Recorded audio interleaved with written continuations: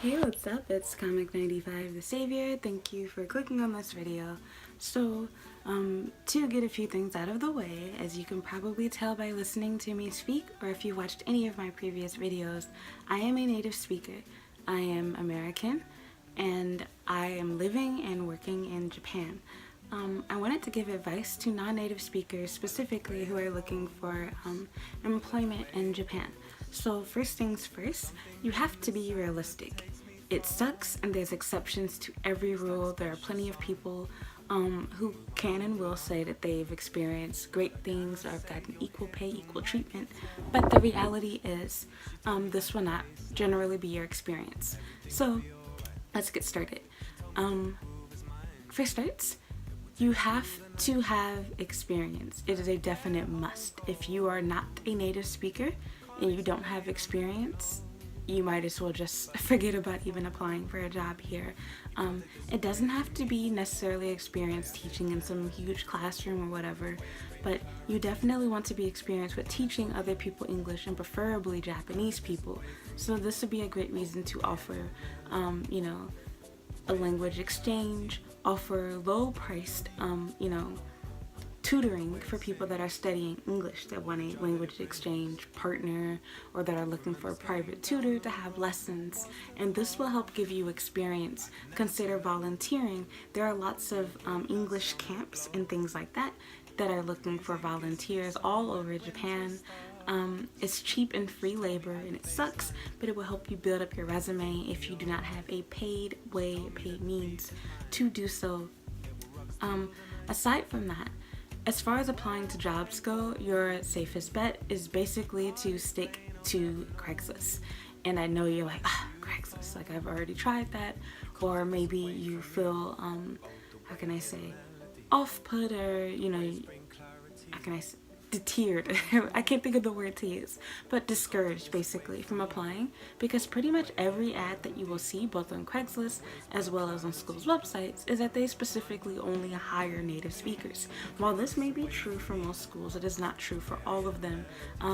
At pretty much every place that I've worked, there have been not only non-native speakers, but the majority of them weren't native speakers at all. And also keep in mind that the term native speaker is somewhat vague. It covers a very large quantity of people. When people say native, they're referring to anyone who English is their first language, but it kind of has a different meaning. They really are saying they prefer Americans. And if you want to argue with me and challenge this, think about Asian. If you're watching this video, there's a high chance that you are from South Asia, or you could be European, but you get what I'm saying. However, when people refer to Asians, yellow fever, things like that, they're specifically referring to East Asians, and more commonly Japanese and Koreans, and also sometimes included China. But basically those three countries, the big three: China, Japan, Korea. Other countries are not usually included, but sometimes Vietnam or Thailand might be within that mix. If you are from India or the Philippines, they're not really referring to you when they use the term Asian. So that's that.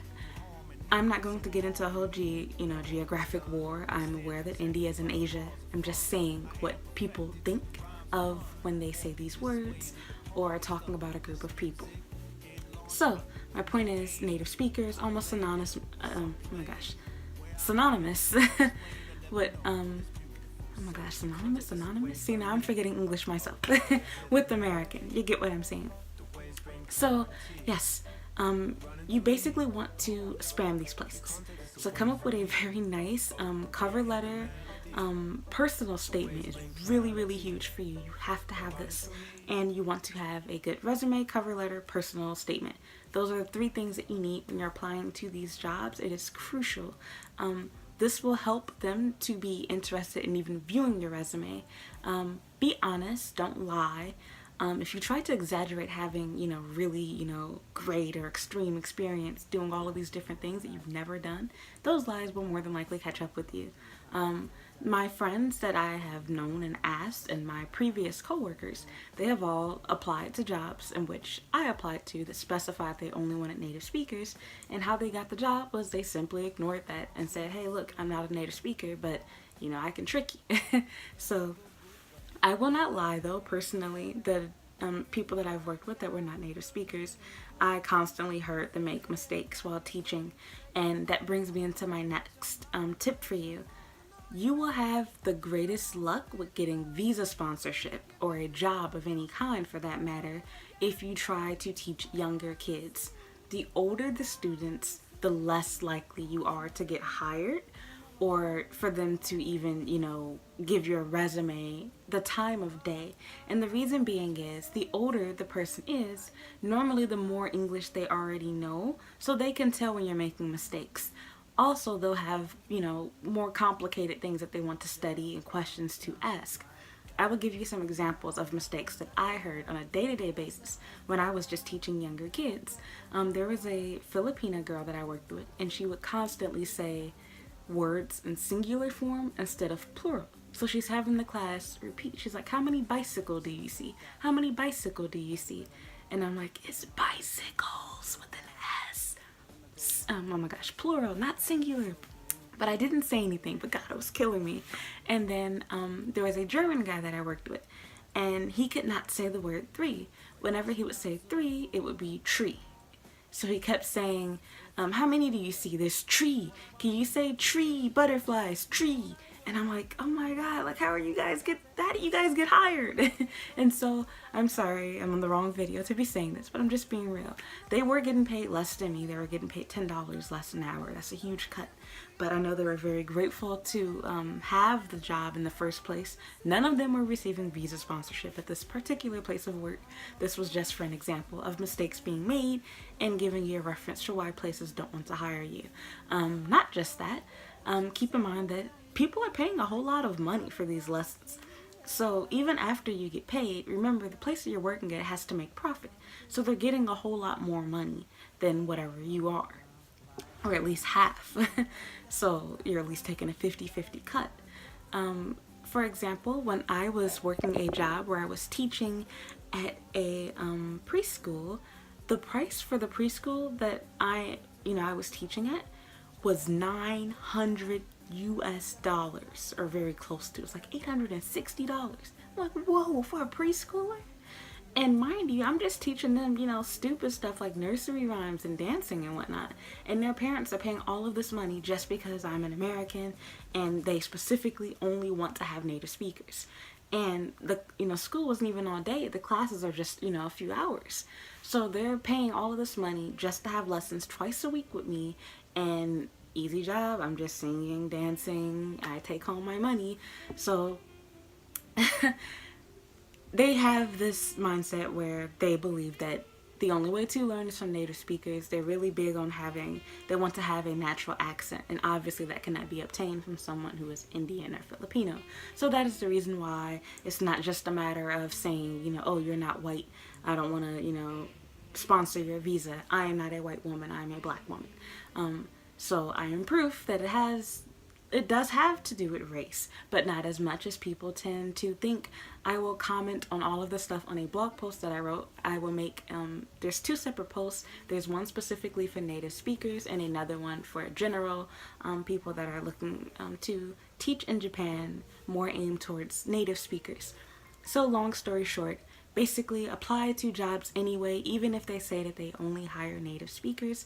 Have a really nice personal statement and a clear resume. Spelling errors cannot be made. You really, really, really don't want to make mistakes. So either have a native speaker, a friend of yours, or pay someone to check for errors in your writing. Because if your writing is bad, you can only imagine what your speaking must be like. I make mistakes. My blog post has millions of errors and mistakes. But like I said, you're going to be looked at under a completely different magnifying glass because you are not a native speaker.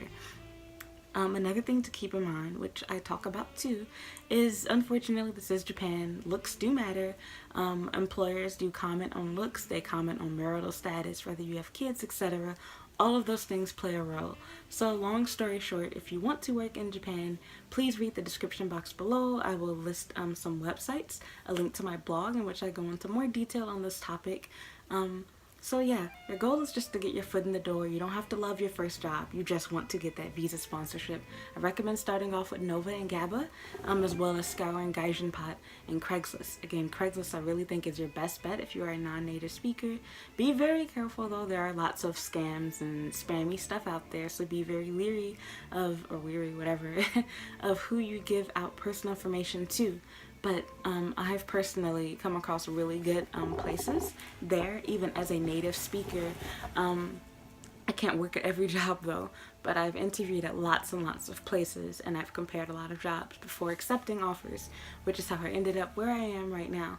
So that's that. I wish you the best of luck. Again, check out the description box below. Go to my website at www.comic95.com, and I will have a post there for you to read that will give you all the information in detail about finding a job as a non-native speaker.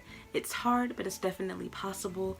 You will possibly have to, you know, accept having a significantly lower pay rate, or, you know, sponsoring your own visa.